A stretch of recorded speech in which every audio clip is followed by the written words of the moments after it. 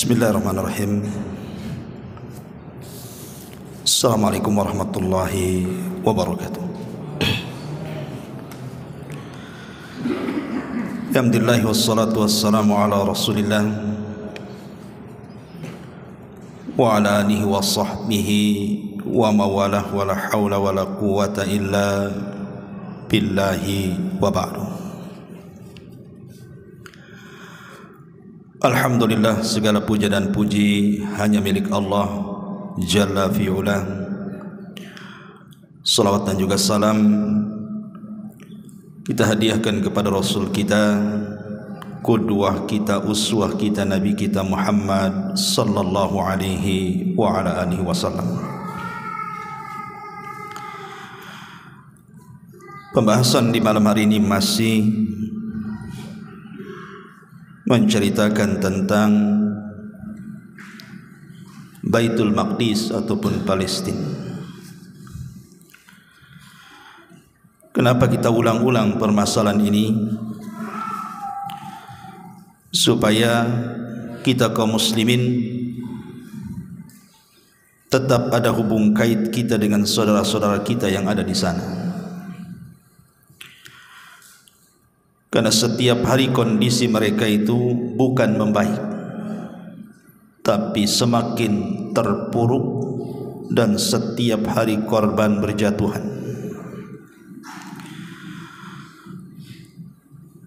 Makanya kita serukan kepada kaum muslimin dimanapun mereka berada, pertama untuk senantiasa mendoakan saudara-saudara kita yang ada di sana. Ambil waktu-waktu mustajab dan tempat-tempat mustajab,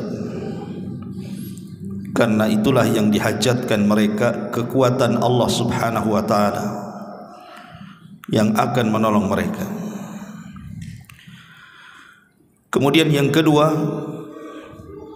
kalau Allah subhanahu wa ta'ala berikan sedikit rizki Allah kepada kita dan kita sanggup membantu mereka dengan harta-harta kita, maka salurkan infak kita kepada mereka lewat jalur-jalur yang resmi, yang kita yakini sampai bantuan kita ke sana. Dan yang ketiga tentu menyebarkan informasi yang benar. Jangan menyebar hoax tentang kondisi Palestina hari ini. Dan juga mengajarkan kepada anak-anak kita dan saudara-saudara kita tentang sejarah Palestina. Karena bagaimanapun Palestina itu tetap di hati kita kaum muslimin, karena dia ada Masjidil Aqsa yang akan terikat dengan kita sampai kiamat dibangkitkan. Maka kajian di malam hari ini kita akan mengkisahkan satu kisah yang menarik, sejarah yang akan dicatat oleh tinta emas sampai hari ini, bahkan sampai kiamat dibangkitkan. Bagaimana Baitul Maqdis pernah dibebaskan secara gemilang di tangan Amirul Mukminin Umar ibn al-Khattab radhiyallahu anhu. Ma'asyiral muslimin yang dimuliakan Allah subhanahu wa ta'ala, setelah Nabi sallallahu alaihi wasallam meninggal dunia, tepatnya 4 tahun setelah Nabi sallallahu alaihi wasallam meninggal di tahun 632 Masehi, maka khalifah ketika itu meninggal Rasul Abu Bakar Siddiq radhiyallahu an menjadi khalifah. Dan di masa Abu Bakar Siddiq radhiyallahu an, Abu Bakar pernah mengirim pasukan besar untuk membebaskan Damaskus dan berhasil. Kemudian di masa Umar ibn Khattab radhiyallahu an terjadi peperangan yang disebut dalam sejarah itu perang Yarmuk namanya. Perang yang sangat dahsyat yang dicatat ahli sejarah, karena melibatkan banyak pasukan dan banyak pemimpin-pemimpin perang seperti Abu Ubaidah ibn al-Jarrah, Khalid ibn Walid, Amr ibn As, Ikrimah bin Abi Jahal, Syarahbil ibn Hasan, Yazid ibn Abi Sufyan, Amr ibn Ma'di al-Yaqrib, Dirar ibn Azwad dan yang lainnya.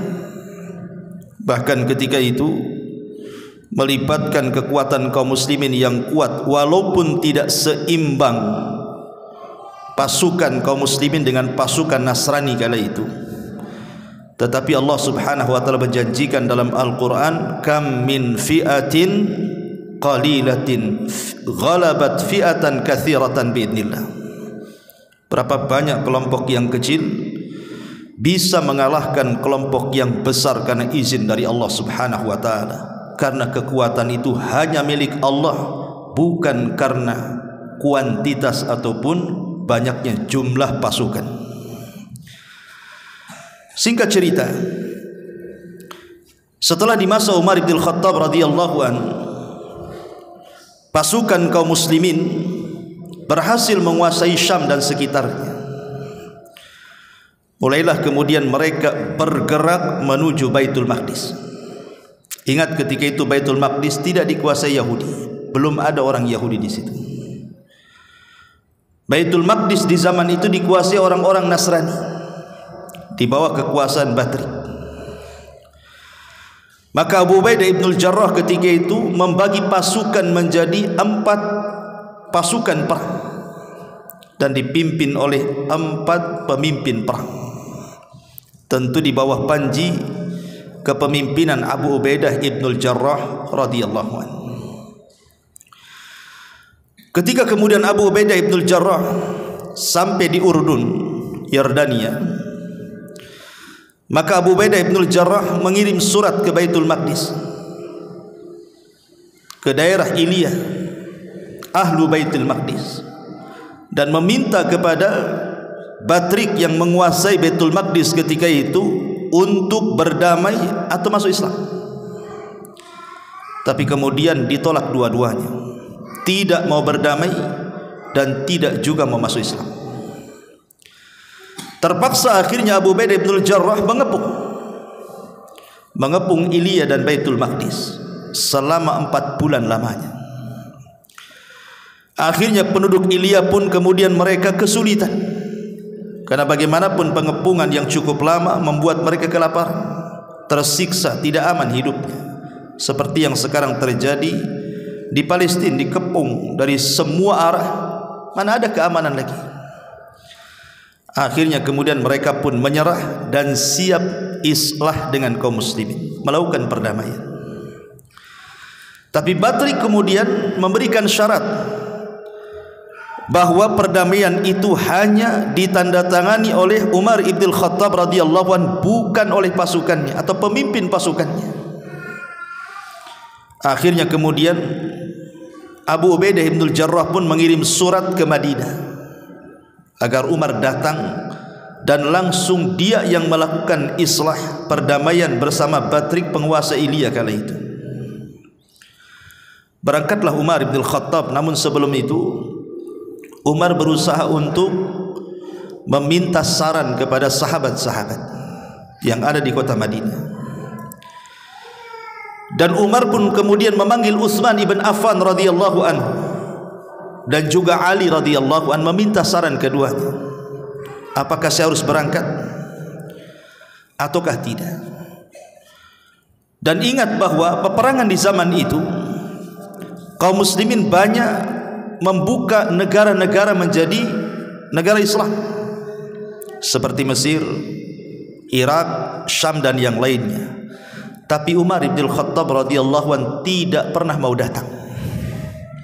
Cukup dengan Abu Ubaidah bin al-Jarrah dan pasukannya, kecuali ketika pembebasan Baitul Maqdis. Umar mau turun tangan langsung dari kota Madinah bergerak ke Baitul Maqdis. Kenapa? Ketika pembebasan Mesir, Umar tidak datang. Ketika pembebasan Irak, Umar tidak datang. Ketika pembebasan Syam, Umar tidak datang. Tapi ketika pembebasan Baitul Maqdis, Umar datang. Menunjukkan Baitul Maqdis ini ada sejarah sendiri, makanya Umar turun tangan. Ketika itu Utsman ibn Affan radhiyallahu anhu tidak setuju. Sebaiknya Umar menetap di Madinah. Kenapa? Karena kita tahu kelicikan musuh-musuh Allah Subhanahu wa taala. Khawatir mereka membuat makar, meminta agar Umar datang, entah apa yang terjadi di tengah jalan, tidak ada yang tahu. Makanya Utsman keberatan, sebaiknya jangan pergi, biarkan mereka yang membebaskan Baitul Maqdis. Tapi Ali radhiyallahu anhu kemudian memberikan semangat kepada Umar bin Khattab radhiyallahu anhu dan mengatakan, as-shawab an tasira ilaihim fa innaka in sirta ilaihim fatahallahu hadhil baldah ala yadayka ya amiral mu'minin. Kata Ali radhiyallahu an, menurut saya sebaiknya kau berangkatlah menuju Baitul Maqdis. Demi Allah, Allah akan memenangkan di atas tanganmu wahai amiral mu'minin. Wa kana fi masirika ajrun azim, dan dalam perjalananmu yang akan melintas gurun-gurun pasir, bukit-bukit dan gunung-gunung itu ada pahala yang sangat besar yang kau akan dapat. Sebaiknya kau berangkat. Maka setelah mempertimbangkan dua pendapat ini, maka Umar radhiyallahu anhu melirik Utsman dan mengatakan, ahsana Utsman an-nadharu fi makidatil adh. Semoga Allah membalas kebaikan wahai Utsman, engkau memikirkan bagaimana makarnya musuh kepadaku. Wa ahsana Ali al-masyura lil muslimin fajazakumullahu khairan. Dan pendapatmu hai Ali radhiyallahu an adalah sangat baik, agar aku bisa menyemangati kaum muslimin dan bergabung dengan kaum muslimin yang ada di sana. Semoga Allah memberikan balasan terbaik untuk kalian berdua. Akhirnya kemudian Umar pun mengambil pendapat Ali.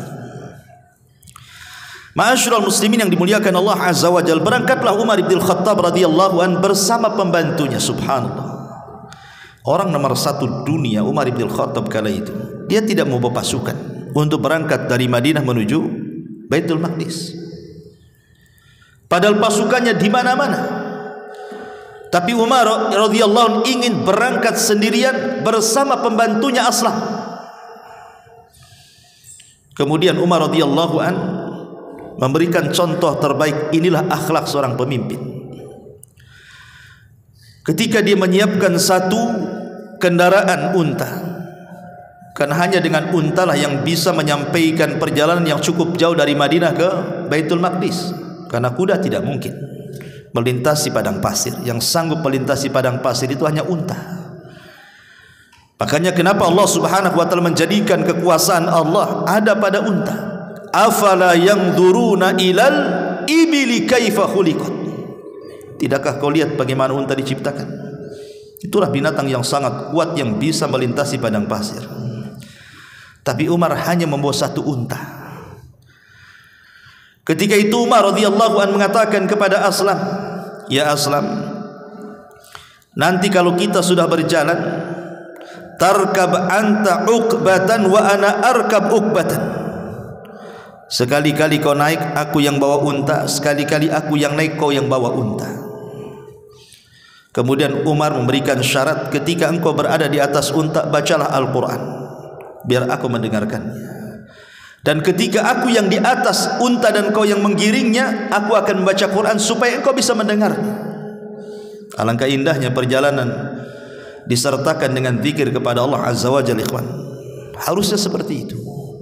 Antum safar kemana saja, kalau bisa lisan kita itu terus berzikir kepada Allah, entah membaca Al-Quran, entah membaca wirid-wirid yang antum hafal, entah membaca doa-doa, walaupun hanya bertasbih, bertakbir, bertahmid, bertahlil.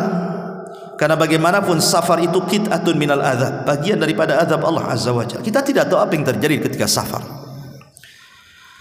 Tetapi ketika itu Aslam menolak dan mengatakan, ya amiral mu'minin la yasluh hadza anta amiral mu'minin. Macam mana mungkin aku naik di atas tunggangan sementara engkau di bawah, sementara engkau amiral mu'minin? Tidak layak seperti ini. Tapi Umar mengatakan, ya Aslam, ama tat'ab anta kan nas Bukankah engkau juga lelah letih seperti manusia? Apakah engkau lebih kaya pahala dibandingkan aku? Naik ya. Lihat bagaimana tawadhu'nya, bagaimana rendah dirinya seorang pemimpin, orang nomor 1 di zaman itu, memberikan contoh bagaimana tawadhu'nya seorang pemimpin, tidak menunjukkan kibar kesombongan, karena semua adalah nikmat dari Allah. Allah yang berikan kepemimpinan, Allah juga bisa mencabut kapan saja kepemimpinan itu. Lalu apa yang dibanggakan? Semua sudah takdir Allah subhanahu wa ta'ala. Anda menjadi pemimpin, Anda menjadi rakyat, semua takdir Allah azza wa jalla. Akhirnya kemudian Aslam pun menurut apa yang dikatakan Umar bin Khattab radhiyallahu anhu. Berangkatlah Umar dari Madinah menuju Syam. Ketika kemudian sampai di Syam, maka Umar disambut oleh para pemimpin-pemimpin Islam sekelas Abu Ubaidah ibnul Jarrah, aminu hadhil ummah, pemimpinnya umat ini dan orang yang paling amanah dari umat ini atas lisan Nabi sallallahu alaihi wasallam. Berjumpa dengan Khalid ibn Walid, Saifullah, pedang Allah. Berjumpa dengan Sarahbil ibn Hasan. Berjumpa dengan Yazid ibn Abi Sufyan, dengan Bilal ibn Rabah, dengan Mu'adh ibn Jabal, dan banyak para sahabat dan ribuan pasukan kaum muslimin menyambut pemimpin mulia Amirul Mukminin Umar bin Khattab radhiyallahu anhu. Ma'asyiral muslimin yang dimuliakan Allah azza wa jalla, ketika Abu Ubaidah ibnul Jarrah, Amr ibn As melihat kondisi pakaian yang dipakai Umar bin Khattab radhiyallahu anhu, pakaiannya sangat sederhana. Banyak robekan-robekan di pakaiannya yang kalau dihitung jumlahnya ada 17 robekan. Di pakaian Umar itu ada 17 robekan. Ada yang mengatakan 14 robekan. Sehingga kemudian Amr ibn As dan Abu Ubaidah ibnul Jarrah menyarankan agar Umar itu memakai pakaian yang indah, layaknya seorang presiden, seorang pemimpin. Jangan seperti ini, karena dia akan mengambil kunci Baitul Maqdis di tangan Batri, supaya dihargai, dimuliakan. Tapi Umar radhiyallahu anhu ketika itu membantah, mengucapkan satu kalimat yang kalimat ini akan menjadi simbol bagi kita sampai hari ini, bahkan sampai kiamat dibangkitkan. Kalimat ini luar biasa, membangkitkan semangat kita. Apa kata Umar ibn Khattab radhiyallahu anhu di hadapan Amr ibn As dan Abu Ubaidah ibnul Jarrah? Nahnu qaumun, catat ini, nahnu qaumun a'azzana bil Islam wa mahma ibtaghaina al-izzah bi ghairi ma a'azzana Allah adhallana Allah, kata Umar.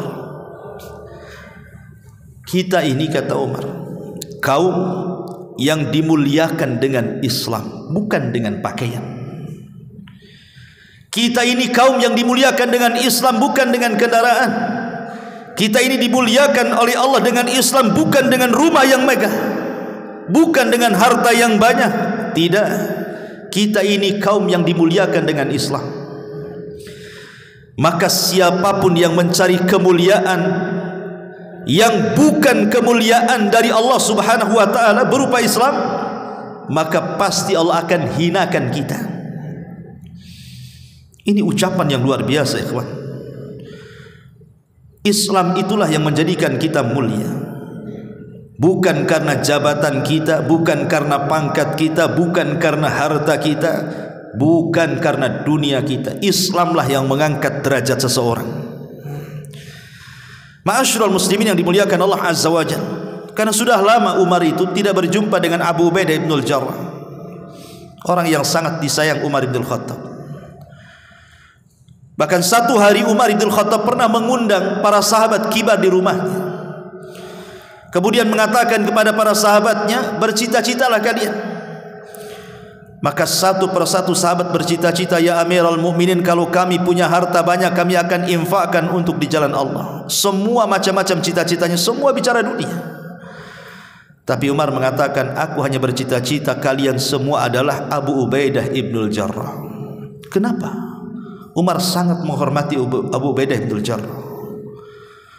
Bahkan ketika di zaman Abu Bakar Siddiq radhiyallahu an, Umar tidak setuju Khalid ibn Walid menjadi pemimpin perang dan mengkritiknya Kenapa tidak Abu Ubaidah ibn al-Jarrah? Alasan Umar masuk di akal, karena Khalid itu masuk Islam belakangan, 20 tahun setelah dakwah Rasul, 13 tahun di kota Mekah, 7 tahun di kota Madinah, baru Khalid masuk Islam. Setelah Islam berjalan 20 tahun baru dia masuk Islam dia.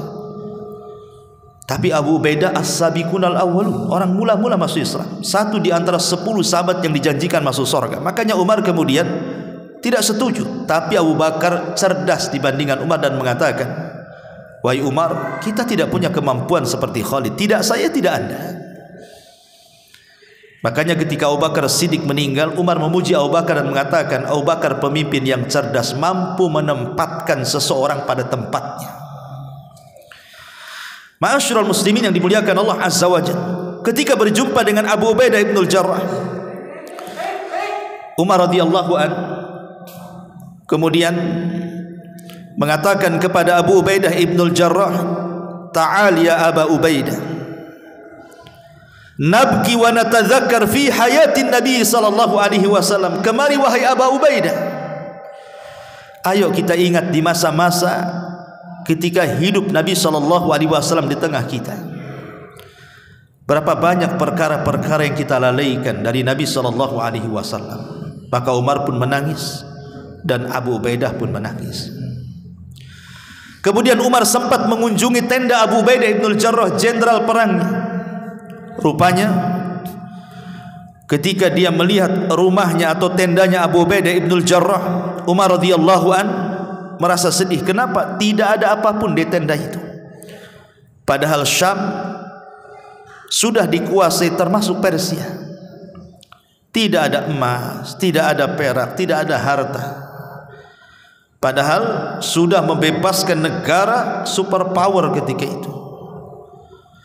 Sehingga kemudian Umar radhiyallahu an menangis melihat kesederhanaan Abu Ubaidah ibn al-Jarrah dan mengatakan, kulluna ghayyaratna dunya ya Aba Ubaidah illa anta, katanya, kami semua terubahkan dengan dunia wahai Aba Ubaidah kecuali engkau.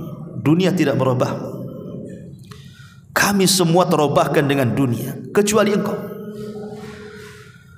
Ya, karena dunia itu sirru tughyan, rahasia bejatnya orang itu dunia. Betapa banyak orang-orang yang tadinya miskin, mereka baik, taat, bagus agamanya, tapi setelah dibentangkan dunia, dia pula orang yang menjadi jahat. Kalla innal insana la yatgha an ra'ahus taghna. Sekali-kali jangan seperti itu. Terkadang dunia apabila sudah diberikan kepada anda, terkadang anda melampaui batas, kata Allah. Makanya Umar memuji Abu Ubaidah dan mengatakan, kulluna ghayyaratna dunya illa anta ya Aba Ubaidah. Semua kami terubahkan dunia kecuali engkau. Ma'asyiral muslimin yang dimuliakan Allah Azza wa Jalla. Kemudian Umar pun mulai keluar menuju Baitul Maqdis. Setelah kemudian di hadapan pasukan, Umar pun kemudian menasihati pasukan perang.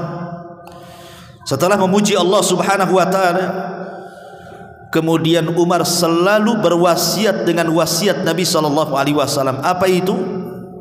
Usikum bitaqwallah. Aku wasiatkan kalian untuk bertakwa kepada Allah Azza wa Jalla. Kenapa Umar selalu berwasiatkan dengan takwa? Karena rahasia kemenangan Islam itu ada di takwa.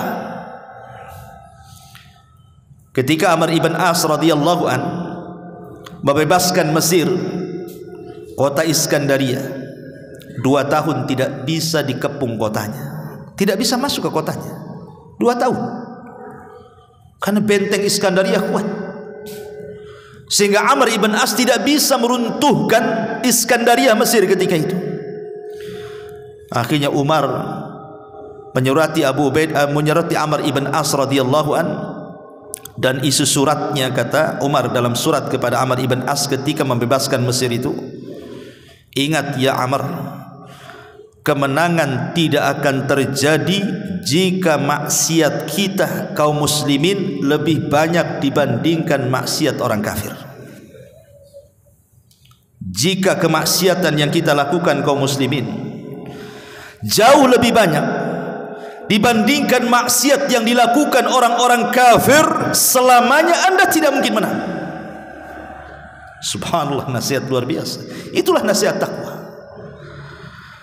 Makanya kalau kemenangan ingin diraih, bertakwalah kepada Allah. Itulah nasihat Rasul apabila mengirim pasukan.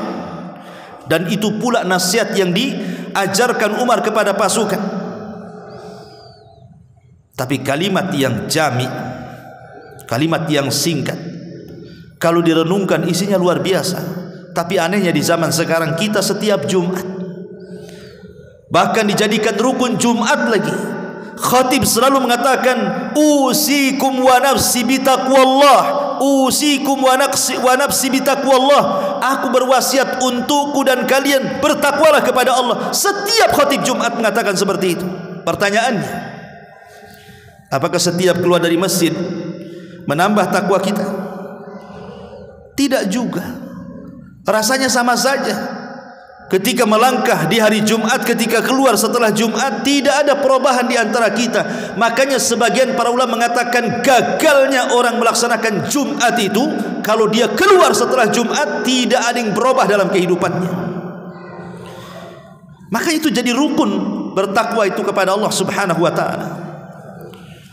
Akhirnya kemudian Umar bin Khattab radhiyallahu anhu mulai berjalan.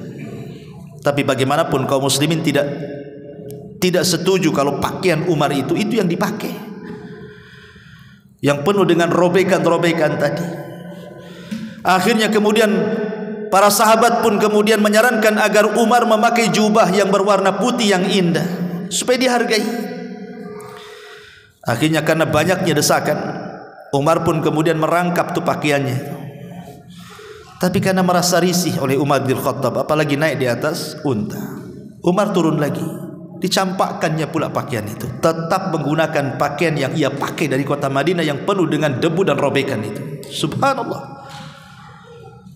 Ma'asyiral muslimin yang dimuliakan Allah Azza wa Jalla. Tapi itulah justru keberkahannya. Keberkahan baju itulah yang menjadikan kemudian terbebaskannya Baitul Maqdis di tangan Amirul Mukminin Umar bin Khattab radhiyallahu anhu.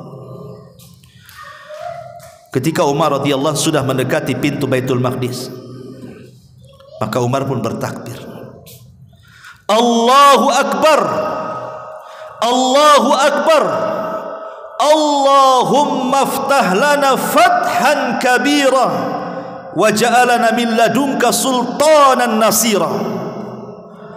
Allahu Akbar, Allah Maha Besar. Allahu Akbar, Allah Maha Besar. Ya Allah, bukakan untuk kami kemenangan yang sangat besar, dan jadikan kami oleh dirimu ya Allah diberikan kekuasaan dan pertolongan di hadapan mereka. Maka ketika Umar bertakbir, semua manusia bertakbir. Makanya kemudian ada bukit yang mendekati Baitul Maqdis disebut Jabalul Mukabbir. Sampai hari nama itu disebut Jabal Mukabbir karena Umar bertakbir di situ. Akhirnya kemudian ketika sudah mendekati Baitul Maqdis, maka Umar mengatakan kepada Aslam, pembantunya, ya Aslam, kau naik lagi ke atas unta, aku yang akan membawa unta. Padahal mau ketemu pemimpin Nasrani itu. Kata Aslam, tidak mungkin, engkau akan berjumpa dengan para pemimpin. Tidak mungkin aku yang menaik di atas unta ini nanti manusia menyangka aku menjadi khalifah di sini. Kata Umar, wallahi la tarkaban, demi Allah kau harus naik. Walaupun mereka menyangka menjadi khalifah, biarkan saja. Karena yang memerintahkan Amirul Mukminin tetap saja Aslam. Akhirnya naik di atas unta dan Umar yang menggeret unta itu. Subhanallah. Ketika kemudian hiruk pikuk kaum muslimin yang begitu banyak tentara-tentara yang mengepung Baitul Maqdis kemudian mengiringi Umar bin Khattab untuk mengambil kunci Baitul Maqdis itu, semua penduduk Iliyah, penduduk Baitul Maqdis, mulai dari anak-anak, perempuan, laki-laki, para pemuka agama, semuanya keluar dari Baitul Maqdis ingin menyaksikan siapa yang datang, ingin menyaksikan siapa Umar itu, apakah dia manusia atau malaikat. Siapa Umar itu yang menanamkan ketakutan kepada para pemimpin dunia kala itu? Siapa Umar itu? Mereka berusaha melihat mana satu Umar radhiyallahu anhu.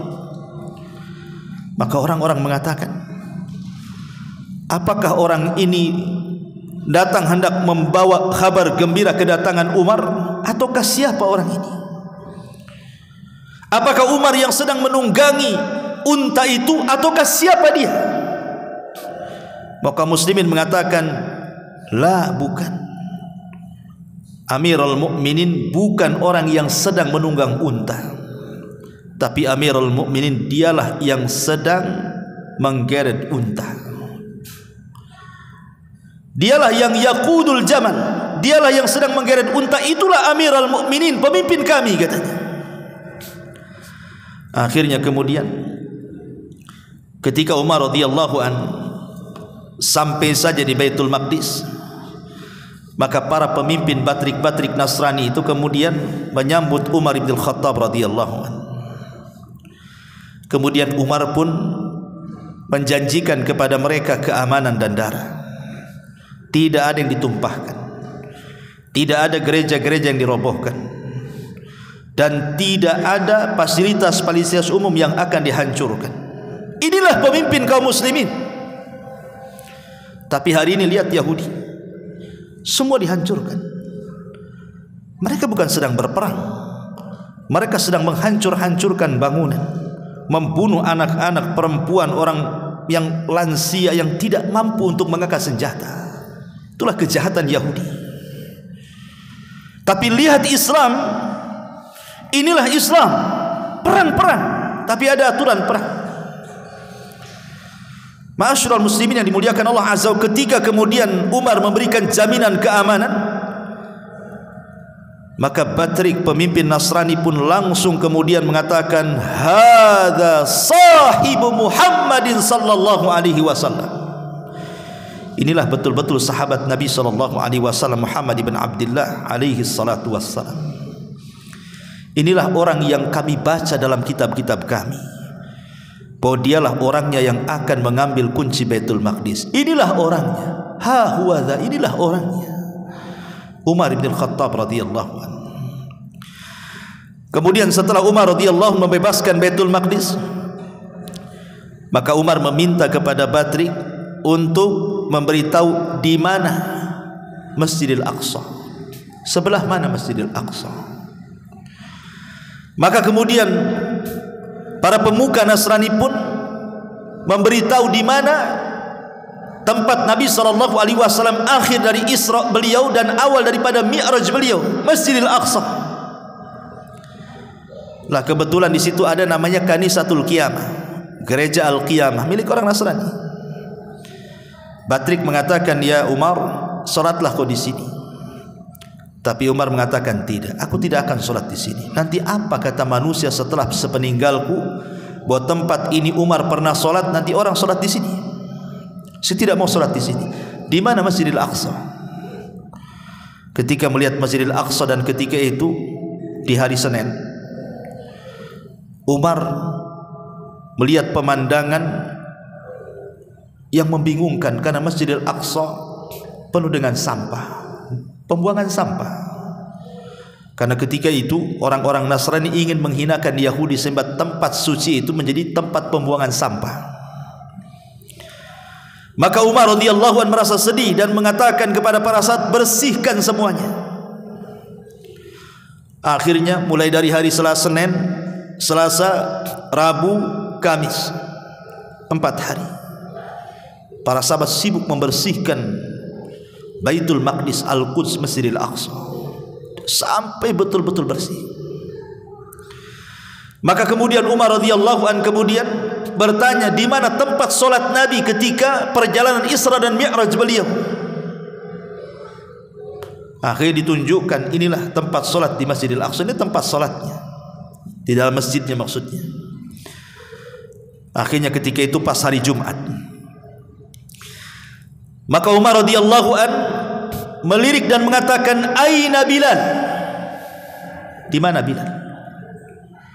Tiba-tiba Bilal datang dan mengatakan, ya Bilal, adzin lis-shalah. Wahai Bilal, azanlah untuk salat Jumat. Tapi Bilal menolak. dan mengatakan, ya Amirul Mukminin, ma adzantu li ahadin ba'da Rasulillah sallallahu alaihi wasallam. Demi Allah, aku tidak akan azan kepada siapapun setelah Nabi.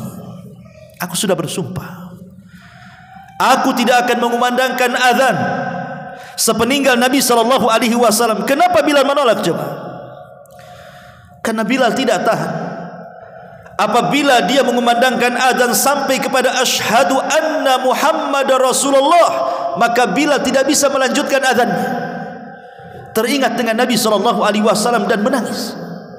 Itu yang terjadi saat wafatnya Nabi sallallahu alaihi wasallam di zaman Abu Bakar Siddiq radhiyallahu anhu. Ketika Bilal mengumandangkan azan di Masjid Nabawi, selalu terhenti dalam kalimat wa asyhadu anna Muhammadar Rasulullah, sehingga dia resign dan mengatakan kepada Abu Bakar, aku tidak akan jadi muadzin lagi. Kata Abu Bakar, bahkan kau akan terus menjadi muadzin. Kata Bilal, apakah engkau memerdekakan aku supaya aku menjadi muadzin ataukah karena Allah subhanahu wa ta'ala? Kata Abu Bakar, karena Allah. Kalau begitu biarkan aku tidak azan. Sejak itu Bilal hijrah dari Madinah ke Syam dan berjihad bersama kaum muslimin. Akhirnya ketika kemudian Umar meminta kepada Bilal, tetap Bilal menolak, tidak mau azan.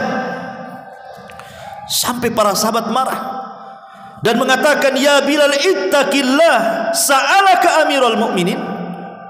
Wahai Bilal, bertakwa kepada Allah. Yang meminta ku azan itu Amirul Mukminin Umar bin Khattab radhiyallahu anhu. Karena desakan banyak para sahabat. Akhirnya Bilal pun kemudian mengumandangkan kali pertama di Baitul Maqdis. Inilah azan pertama yang berkumandang di Masjidil Aqsa.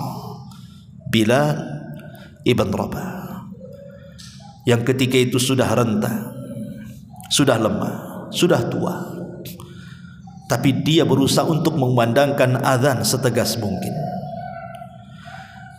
Betul ketika Bilal sampai kepada wa asyhadu anna Muhammadar Rasulullah,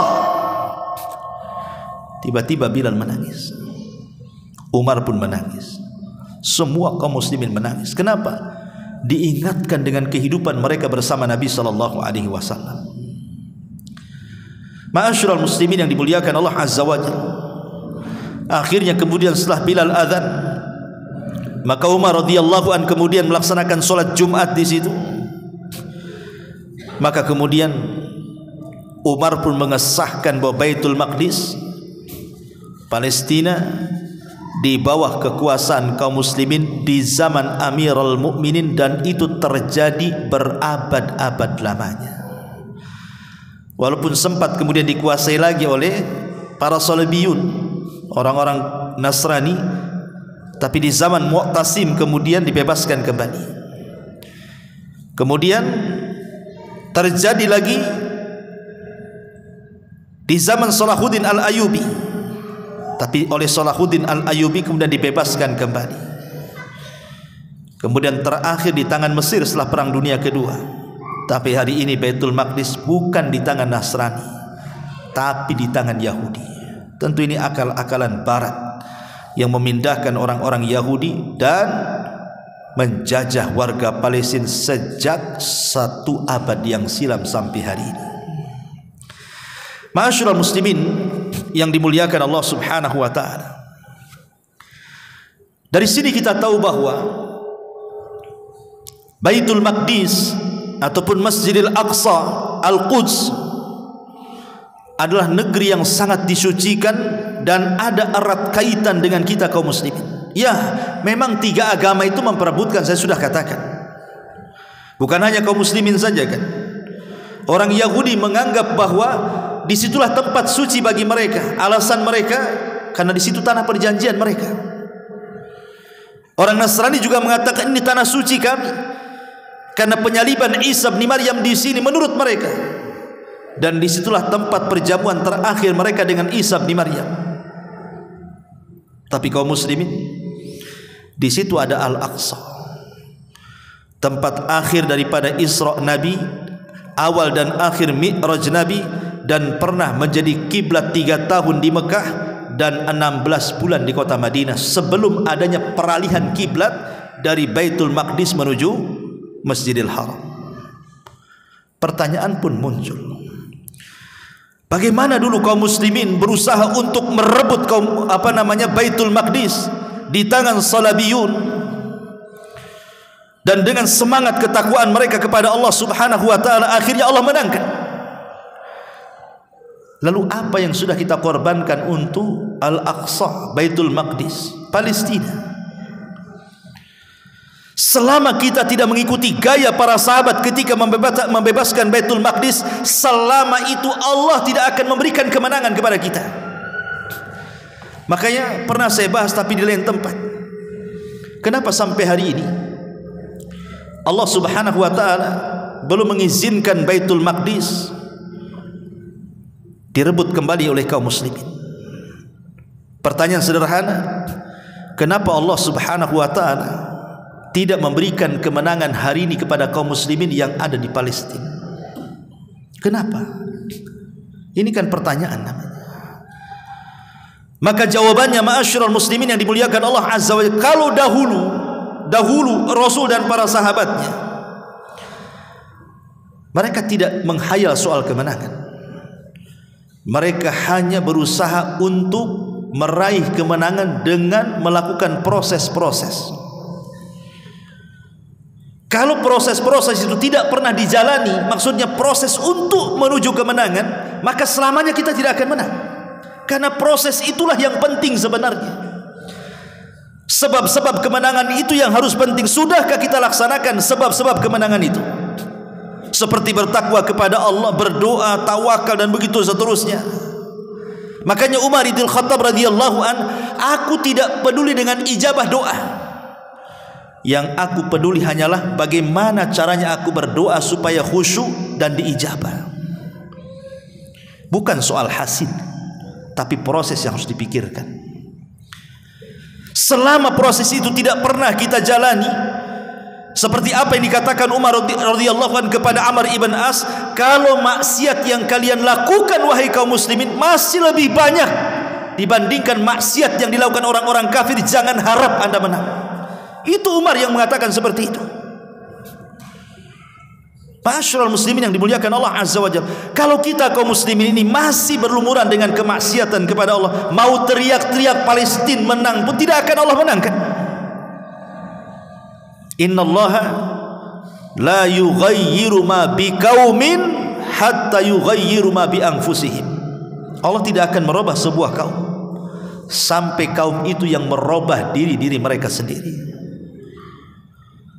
Cobalah kaum muslimin berubah, semakin bertakwa kepada Allah. Tanya kepada kita, apakah kita masih melaksanakan sholat 5 waktu tepat waktu?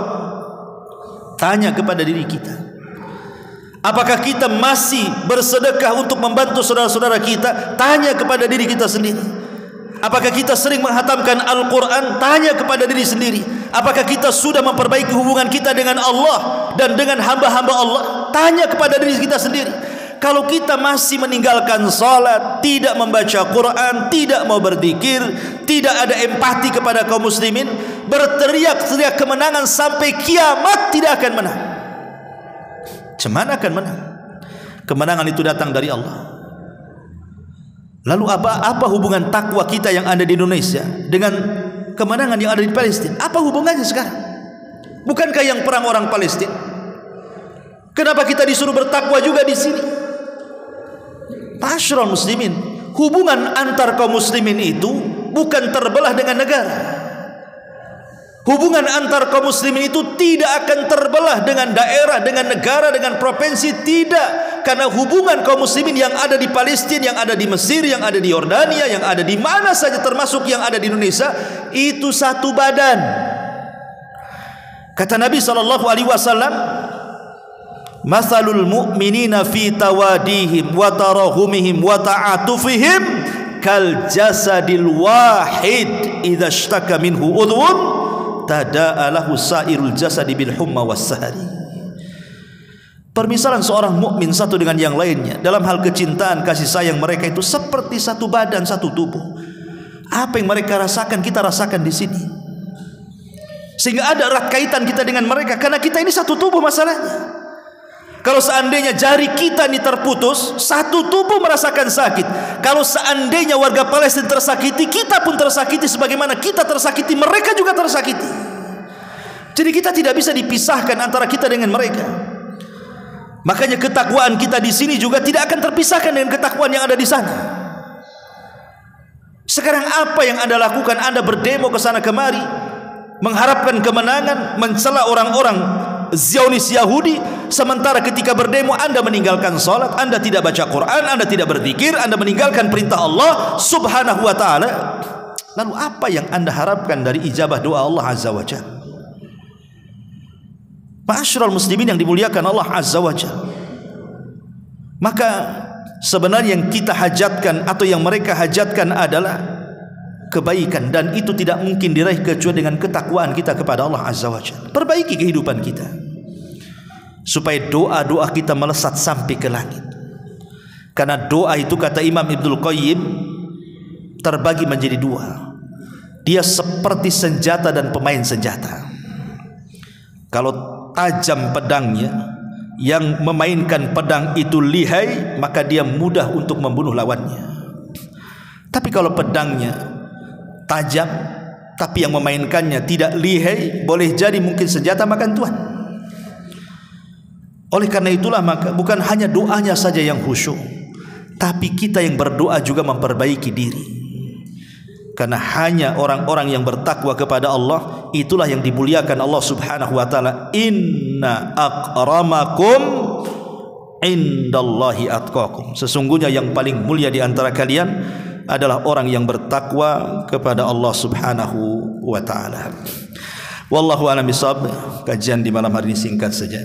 Nah, ya ada urusan juga saya. Mudah-mudahan ada manfaatnya. Subhanakallahumma bihamdika asyhadu an la ilaha illa anta astaghfiruka wa atubu ilaik. Allahu taala alam. Assalamualaikum warahmatullahi